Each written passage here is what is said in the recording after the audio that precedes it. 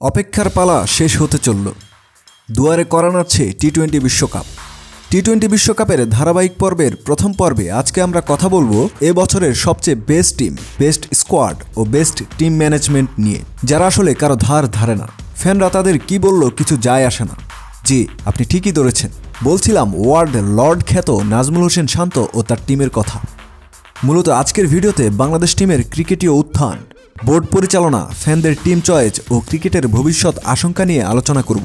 সাথে আছে স্পোর্টস বার। তো চলুন শুরু করা যাক।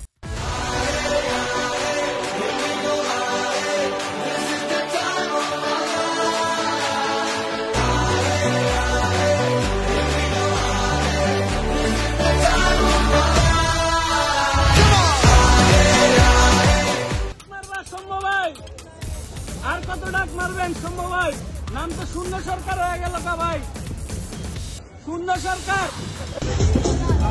লিটন দাস হবে না ভাইয়া, তো আমার এই পারফর্ম হোয়াট হ্যাপেনিং। শান্ত ভাইয়া হবে না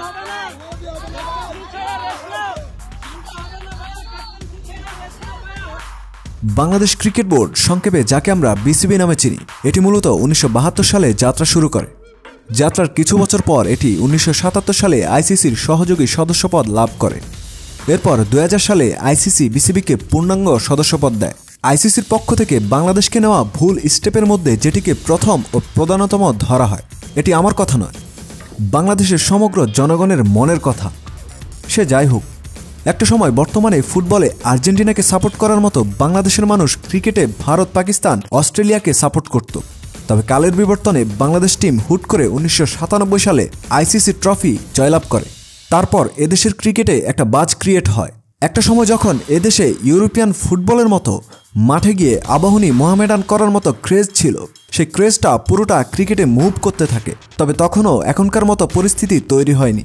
অবশেষে এদেশের ক্রিকেটে আসতে শুরু করে মাশরাফি, আশরাফুলরা। ক্রমান্বয়ে দেশের ক্রিকেটে আরও ফ্যান ফলোয়িং যুক্ত হয়। এসবের পালে আরও হাওয়া লাগিয়েছে আরও কিছু ক্রিকেটার, জাবেদ ওমর বেলিম, খালেদ মাসুদ পাইলট সহ আরও অনেকেই। বাংলাদেশ ক্রিকেটার প্রডিউস হওয়ার সময়টা ছিল 2006 থেকে 2012 সাল পর্যন্ত। এ সময় আমাদের পঞ্চপাণ্ডব খ্যাত সাকিব, তামিম, মুশফিক, মাহমুদুল্লাহরা বেরিয়ে আসে। তবে তার পরবর্তী সময়ে ক্রিকেটে উন্নতি বলতে আসলে লোক দেখানো কথাবার্তা, শো অফ, নারী কেলেঙ্কারি, এক ম্যাচ ভালো তো 10 ম্যাচ খারাপ, এসব ছাড়া আর কিছুই দেখা যাচ্ছে না। কিছুদিন আগে ভাইরাল হয়েছিল একটা দেশের বোর্ডের কর্মকর্তাদের মধ্যে কয়েকজন বাদে বাকিরা সবাই ক্রিকেটেরই লোক নয়। আবার বিসিবির বোর্ড প্রেসিডেন্ট নাজমুল হোসেন পাপন সম্পর্কে আমরা সবাই জানি। সবাই কি এটা জানি উনি একাধারে একজন এমপি, মন্ত্রী, বেক্সিমকোর এমডি, সাথে ক্রিকেট বোর্ডের প্রেসিডেন্ট? একটা মানুষ আসলে কয় দিক সামলাতে পারে? নাকি তাকে আমরা সুপার হিউম্যান বলে আখ্যায়িত করতে পারি? আসলে এসব কিছুই নয়। যেটা শোনা যায় 2012 সালের দিকে আফমা মোস্তফা কামাল বিদায় নেওয়ার পর ক্রিকেট বোর্ডে যখন ঝামেলা ছিল, পাপনকে পাঠানো হয়েছিল ঝামেলা মিটিয়ে চলে আসার জন্য। কিন্তু তিনি সেই চেয়ারটাই দখল করে বসলেন। কিসের জন্য? কিসের এত ইন্টারেস্ট? আবার সেই তিনি কয়েকবার পদ ছেড়ে দিবেন বলে চাউর হয়েছিল। আসলেই কি তিনি পদ ছাড়তে চাইছেন? একটা দেশের বোর্ডের সভাপতি কিভাবে সরাসরি বলেন আমাদের টার্গেট পরের বিশ্বকাপ, সাথে খেলোয়াড়রা তো আছেই, যে যা পারছে বলে যাচ্ছে, উন্নতি বলতে কিছুই নেই, জাস্ট নাথিং একটা বোর্ডে পরিণত হয়েছে।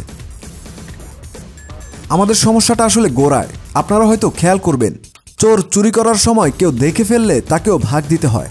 বিসিবিতে তাই হচ্ছে। যত রকমের দুর্নীতি আর অপকর্ম আছে সেগুলো বোর্ডের কর্মকর্তা আর খেলোয়াড়রা মিলে করছে। বাংলাদেশের মতো নিম্ন আয়ের দেশের একটা প্রধান সমস্যা হলো দুর্নীতি আর রাজনীতি, যেটা ক্রিকেট বোর্ডের পরতে পরতে ঘুরে বেড়াচ্ছে। সাকিবের ফ্যানবয় খেলোয়াড় যে সে যা পাবে তামিমেরটা তা পাবে না, আবার সাকিবেরটা অথবা তামিমেরটা দলে চান্স পাবে না, অথবা তাদের অথর্বের মতো মিডিয়াতে এসে কাদা ছড়াছড়ির কথা নাই বা বললাম। আমার কাছে মনে হয় সমস্যাটা আমরা ফ্যানরা, যারা এদেরকে উপরে তুলে নিয়ে গিয়েছি। আপনি যত যাই বলেন, আপনার পেছনে আমার লগ্নি এই জন্য যে আপনাকে অর্জন করতে হবে। আমাদের সেই অর্জনের খাতা শূন্য। বলার মতো কিছু অর্জনের মধ্যে একটা ট্রাইনেশন সিরিজ জয় আর কিছু বড় দলকে হোয়াইট ওয়াশ করা ছাড়া আর কিছুই নেই। অনেকে বিষয়টার জন্য মাশরাফিকে দোষ দিচ্ছেন, কারণ তার হাত ধরেই 2015-16 সালের দিকে দেশের ক্রিকেট অনন্য উচ্চতার পথে এগিয়ে গিয়েছিল। যেই তিনি অবসরে গেলেন, বাংলাদেশ টিম আবারও সেই জিম্বাবুয়ের মতো আচরণ করতে লাগলো। আপনি বিশ্বাস করেন আর নাই করেন, বাংলাদেশ টিমকে অন্যান্য দেশ এমনকি সদ্য সিরিজ হারা ইউএসের মতো আনকোরা টিম পর্যন্ত তাই মনে করে। তবুও আমাদের বড় গলায় কথা বলতে হবে। তবুও তারা কারো ধার ধারে না, তাদের মধ্যে অনেক কনফিডেন্স। তাহলে প্রবলেমটা কিসে? প্রবলেমটা হচ্ছে এদেশের ক্রিকেটীয় কাঠামোতে। প্রবলেমটা বিসিবির দুর্নীতিতে, শাক দিয়ে মাছ ঢাকা আর খেলোয়াড়দের পর্যাপ্ত পরিশ্রম ও স্কিল ডেভেলপ না করায় প্রধান সমস্যা হয়ে দাঁড়িয়েছে। 2015 বিশ্বকাপে এই বাংলাদেশের সাথে হেরে ইংল্যান্ড কোয়ার্টার ফাইনাল থেকে বাদ পড়েছিল, যার জন্য তাদের পুরো বোর্ড সহ ক্রিকেটীয় কাঠামো পরিবর্তন করে ফেলা হয়েছে। ফলশ্রুতিতে 2019 বিশ্বকাপ ইংল্যান্ডের ঘরে। এখন চলছে টি-20 বিশ্বকাপ।